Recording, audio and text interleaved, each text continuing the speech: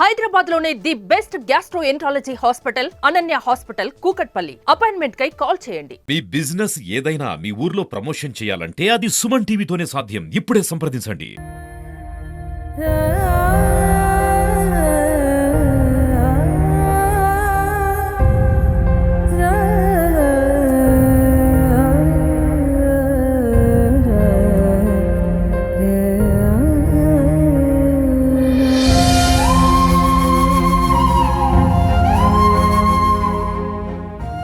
నిన్న మధ్యాహ్నం ఇక్కడి నుంచి పడవలో బయలుదేరిన వాళ్ళు రాత్రి తిరిగి వచ్చే సమయంలో ప్రమాదానికి గురయ్యారు. అసలు పడవ ప్రమాదం ఎలా సంభవించింది అంటే ఇక్కడున్న లోకలైట్స్ వాళ్ళకున్న సమాచారం మేరకు చెప్తున్నారు. అసలు ఏం జరిగింది, ఎప్పుడు బయలుదేరారు, ఎక్కడి నుంచి బయలుదేరారు? కోట్లింగలపేటలో కరెక్ట్గా 2:30 టైంకి బయలుదేరారండి.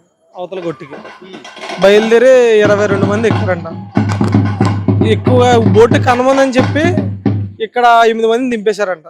మిగతా 12 మందిని అవతలు దింపారు. మళ్ళీ ఇంకోసారి కూడా 8 మందిని కూడా ఎక్కించిన అవతలు దింపేశారండి. సాయంత్రం 6ంటికి వాళ్ళు అనుకున్న పని అయిపోయింది. అంటే ఎక్కడికి వెళ్ళారో దేనికి వెళ్ళారో అది తెలియదండి. అయిపోయిందండి.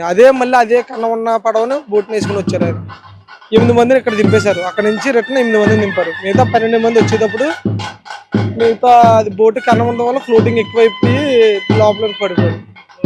ఎన్ని గంటలుగా ప్రమాదం జరిగింది? 7:15 అంతే. మరి రెస్క్యూ టీం ఎప్పుడు వచ్చింది?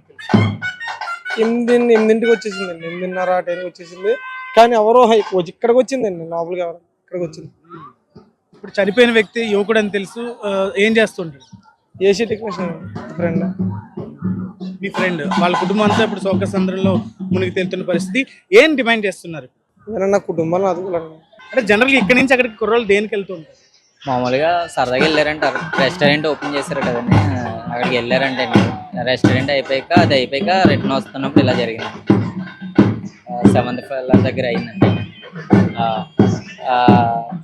ఇది 7కి జరిగితే మాకు బాడీ 12 కల్లా దొరికింది. మునిగిపోయిన ఇద్దరికి కూడా ఈత రాక మునిగిపోయారా లేకపోతే ఏంటి? ఈత రాకే మునిగిపోయారు. వాళ్ళ ఫ్యామిలీని ఆర్థికంగా ఏదైనా ఆదుకోవాలని. ఇప్పుడు కుర్రోడు రాజు అయినా ఏసీ టెక్నీషియన్. అవును సార్. ఏంటి రాజు ఎలా ఉండేవాడు? మంచి కుర్రోడు సార్. బాగా ఏం అలవాట్లు లేవు సార్ మాకు. ఏం అలవాట్లు లేవు? ఏం లేదు సార్. అసలు ఏం చేస్తుంటాడు? అదే పని డైలీ వర్క్ చేస్తారు సార్. సరదాగా ఫ్రెండ్స్తో అలా వెళ్ళారు సార్. ఇలా ఇప్పుడు ఏం డిమాండ్ చేస్తారు? వాళ్ళ ఫ్యామిలీని ఏమైనా ఆర్థికంగా ఆదుకుంటారని డిమాండ్ చేస్తారు.